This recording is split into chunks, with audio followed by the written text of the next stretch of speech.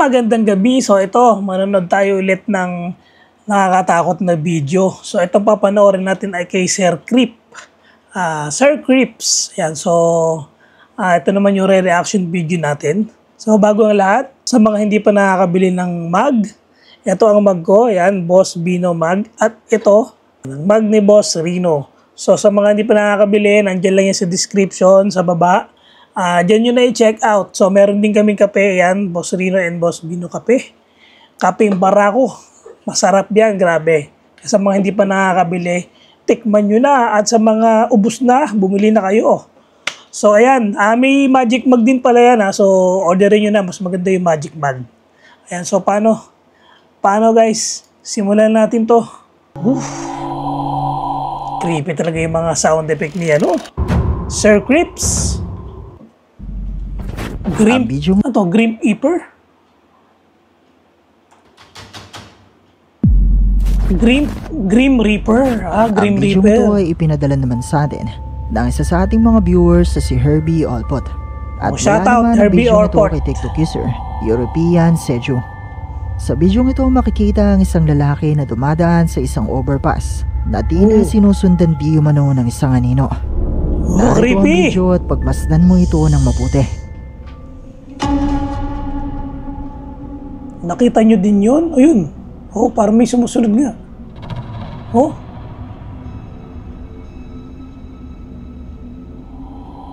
Oh, nawala.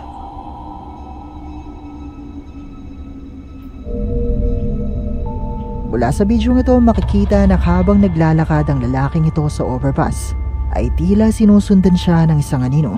Na sa una, parang bilis mo na baka anino. Parang tumatakbo. Lang naman niya. Pero ayon sa uploader ng video ito, kung anino lamang ito ng lalaki, ay bakit nasa likuran niya ito at hindi nasa baba? Gayong tirik ang araw ng mga oras na Tapos parang tumigil, no? Tapos hindi na siya sumunod ng video ito.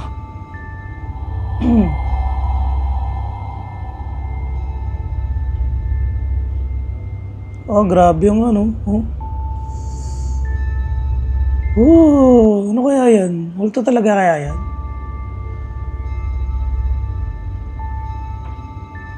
Ayon pa sa ilang comments sa video ito, ay posibleng ang Grim Reaper o si kamatayan ang nakuhana ng uploader ng video ito. At dapat daw ay sinabihan niya ang lalaking sinusundan ito. Pero kayo, naniniwala ba kayo sa Grim Reaper? I-comment nyo lang sa ibaba ang inyong mga sagot. White Lady. So kayo, naniniwala ba kayo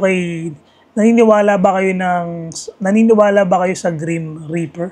Ang video ito ay ipinadala naman sa atin ng isa sa ating mga viewers na tumangging magpakilala. At ang video ito ay matagal na di umanong nakasave sa kanya at hindi na niya maalala kung saan niya ito nakuha. Pero ayon di umano sa kanyang pagkakaalala, ang video ito di umano ay kuha ng isang lalaki sa Pilipinas nang isang gabing siya ay mapadaan sa isang gubat at makakita di umano ng isang white lady na nagawa niyang makuhanan sa video ito.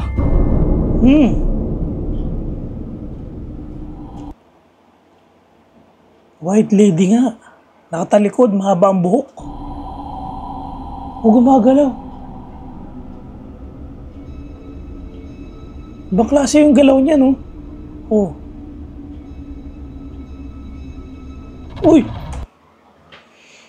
Ano yun? Biglang ang tawag doon, biglang nawala. Makikita sa video ito ang animo isang babae na may mahabang itim na buhok at puting kasuotan na ayon nga sa ating sender ay isa di man ng white lady. At maya-maya pa nga ay makikita natin ito na lumipad pataas. Lumipad pataas? Grabe. Manananggal yata ito eh.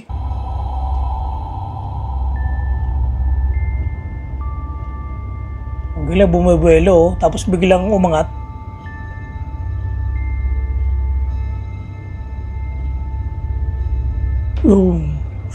Naniniwala ang ating sender na ang video ito ay totoo at isang tunay na white lady ang nakuhanan ng lalaking ito sa gubat. Pero kayo, isa nga kaya itong white lady? Malaya kayong i-comment sa ibaba ang inyong mga opinion. Haunted Hospital. Ang Project Fear team na binubuo ni na Alex, Chelsea, Dakota at Tanner kasama ang isa sa kanilang mga supporter na si Rick ay muling binisita ang isang abandonadong ospital sa Ohio sa US na sinasabing itinayo noong 1826. At noong mga panahon na nasa operasyon pa ang ospital ay maraming naging kaso ng pang-aabuso at pangmamaltrato sa kanilang mga pasyente. Kung kaya naman marami sa mga ito ay hindi na nagawang makalabas pa ng buhay. Sa paglipas ng mga panahon ay naiwanan ng abandonado ang gusaling ito at dito na naglabasa ng mga kwentong kababalaghan. Kung kaya naman marami ang naniniwala na ang gusaling ito ay haunted at sinubukan niyang mag-imbestiga ng grupo para mangalap ng mas marami pang patunay na ang ospital na ito ay totoong haunted. If there's anybody in here, we'd like to introduce ourselves. We are going to be here for the rest of the night tonight. We come here with nothing but respect, and we would love to have a conversation with you. My name is Dakota. I'm Alex. I'm Tanner. I'm Chelsea. And I'm Rick. Nagpapakilala talaga sila, no? I have this device in my hand called the Spirit Talker. I'm going to Ghost turn tube. it on and you can use your words and talk to us if you'd like. Ghost tube yan. What was that? What was that? Sounded like a door. If there's somebody up here, can you make a noise to let us know where you are?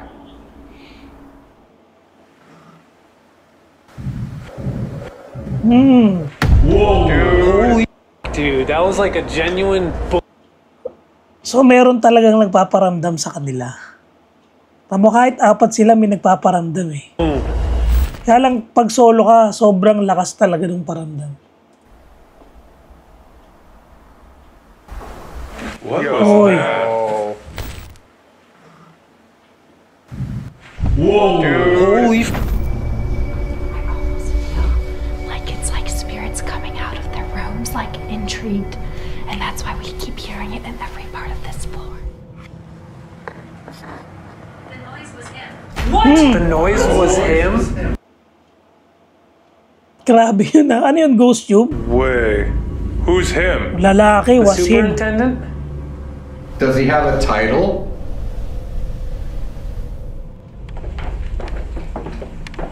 Oh, creepy nung hagdan. Is there anyone down here Sa with us? Do morgue. you want to communicate? Do you have any sort of message you want to say? Who are? If you're asking who are we, I'm Dakota. This is Chelsea, Alex, Rick, Tanner. We're here just to talk to you. Careful, dude! What the? Who should we be careful of? We heard a lot of bad things about the superintendent. Can you tell us what he used to do to you?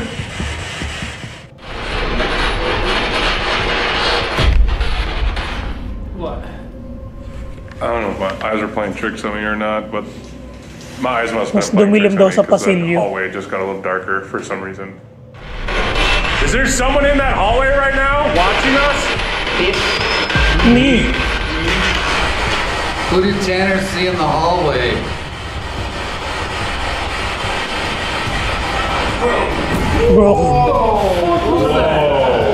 Ang legit nung ginagamit nila. Ang legit. Door broken or something. That was a deep voice, though. That was something different than anything we've heard this whole entire time. Right when you asked who did Tanner see, whatever this person went through, that they're just Felt so inadequate that they're broken. Maybe it's not evil, but it's angry at times. Yeah. High pitched. May boses. Is that a note from the piano? Yo, actually, I thought so. Like a very faint, like high-pitched note from the piano. It's angry at times. Boses pa rin, oh. Hey Charles, Yeah? I'm gonna have Tanner hit the high note, and you guys let me know if it's kind of what it sounded like. Okay. Ah, ang creepy ng piano. Not it? What about this one? That was closer. Yeah, that one was closer. There. Yeah, that one. That one. That? Yeah. Softer, yeah. It's angry at times. Tumunog ulit.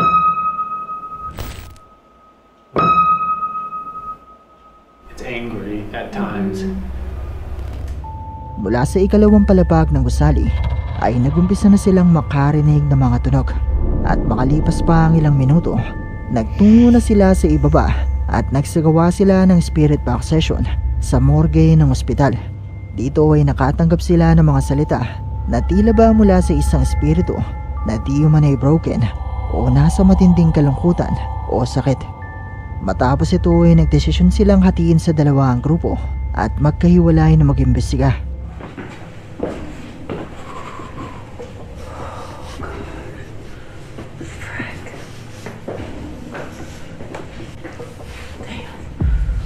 Oh my gosh. Uy! Nagulat ako doon. Stop. May nakita yung babae. Flashlight. You need to have your light. Did you hear that? Yes, I heard that. Grabe yung gulat ng babae, no? What was that? It's like the Was that Chelsea or? need help. I heard that though. It was a female voice. What do you need help with? I thought I heard a female voice. Yeah. Like an actual physical one. Was it like? Yeah. Yeah, I heard that. Hello? Dude, I'm not going up there. We're not going up. We're not going. They're freaking out. Walking him. Yo, you guys okay? Hell no, dude. No. Absolutely Takbo not. eh. Let's go up there quick. Hey, quiet. Quiet. Nakakatakot yan, no? Oh, ayoko mag-explore sa ganyan, mag-isa. Iba yung takot dyan. Wait, it's not happening? Everyone go dead silent.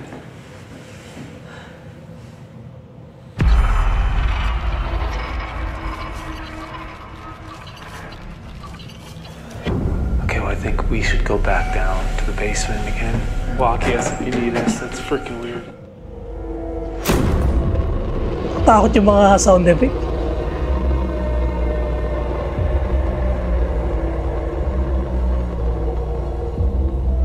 Grabe, no? Nagmumove yung timba. Kinikilabutan ako. Ba't ka kinikilabutan? Not even to pick that up. Let's go a little closer. Ayun. What is it? We do the same thing that we did with the spirit box downstairs, except for this time I will be blindfolded and I will have noise canceling headphones on. This is kind of an unbiased way of doing the spirit box. Blindfold is on. It's weird because Alex and I both. Someone's here. Who is it? Do you know him or her?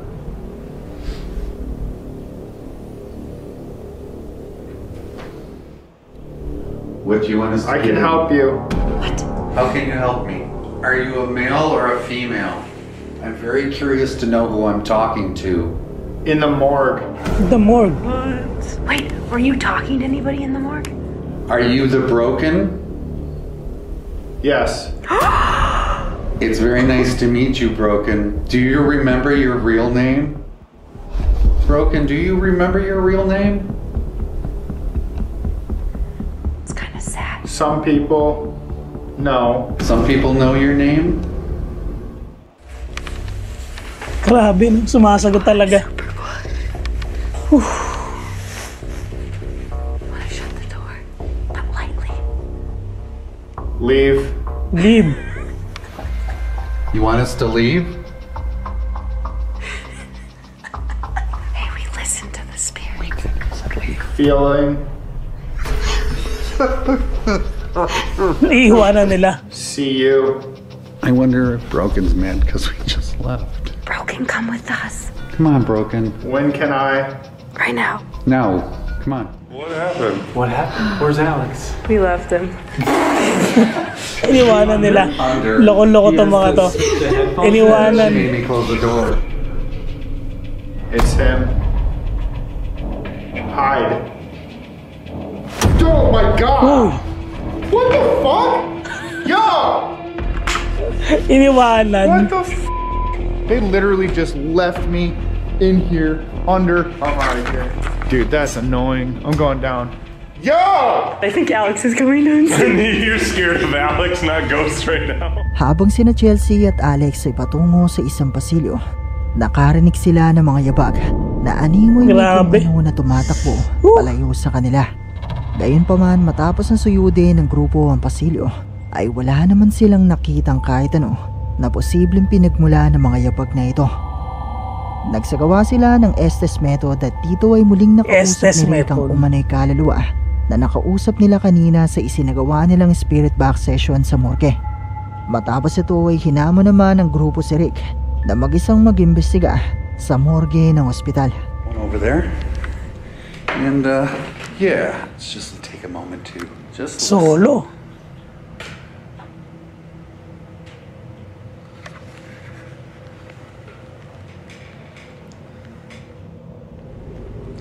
Is there anybody here that would like to talk with me? I'm happy for you to stay. Ooh. Well, thank you. Is that Broken? Are you the one that's talking to me? The one that said I'm happy for you to stay? Be careful. I am, and I appreciate you being around, taking care of me. Did you used to live here? Basement. Basement. Yes, I am in the basement. Oh, did you have a room in the basement?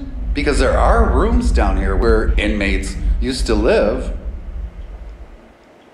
Is that what you're talking about? Is there anything else you want to tell me? I'm still around. Well, good. I was wondering, you haven't been talking. I'm still around. Ako, yari ka. I don't even know how. Bagay, hindi naman sila takot eh. Eto hindi takot, yung iba niyang kasamang takot. Damn, I don't know how they carry these cameras all night. These things are heavy. Device. Yes, I am using a device for you to talk to me, and I have a device that is recording the room. And if you want to show yourself, I mean, I can record you on it, if you would like. Maybe one of you would like to be on camera.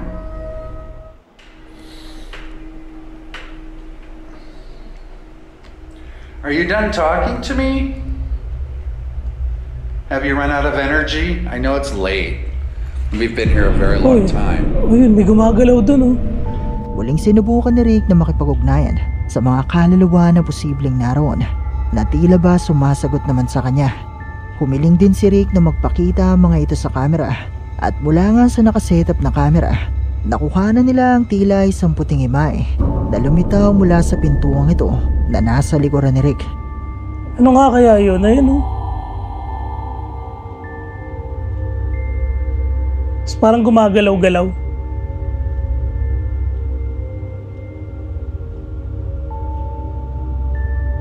Ang mga tunog at mga pagpaparamdam kayang ito na naidokumento ng grupo ay mga patunay na totoong haunted ang abandonadong ospital na ito.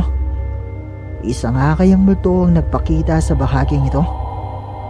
Kung gusto nyo mapanood ang kabuuan ng video ito at ang iba pa nalang mga investigasyon, bisitahin at mag-subscribe na rin kayo sa kanilang YouTube channel na Project Fear. Project Fear. Black Orb. Ang bidyong ito ay mula naman kay TikTok user Win MC Pix.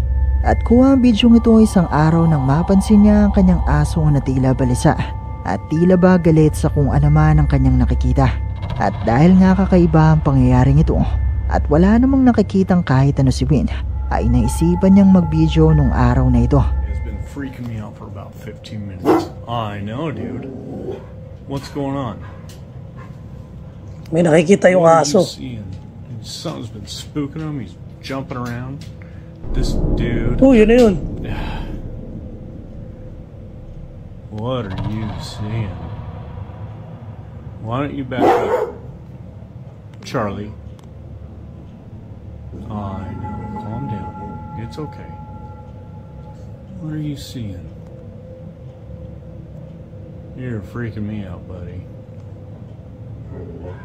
Anino eh, no? Hindi naman daga eh. Nakikita nung aso. You tell me when it's time to go. I Ayun don't know ulit. what you're looking at, but when we need to go, you let me know, buddy. What's freaking you out, bub? Okay. Should we go? Yeah? Uy, get out. You leave when we gotta go. As soon as you walk out, I'll be right behind you. Mula sa bidyong ito, kapansin-pansin na tila may nakikita ang asong ito na hindi nakikita ni Wayne ng mga oras na ito. Pero sa bidyong ito ay ilang ulit na makikita ang paglitaw ng tila mga itim na orb o imahe at maririnig pa ang tila boses ng isang tao na nagsalita sa bidyong Get ito. out daw. Kakakilabo to?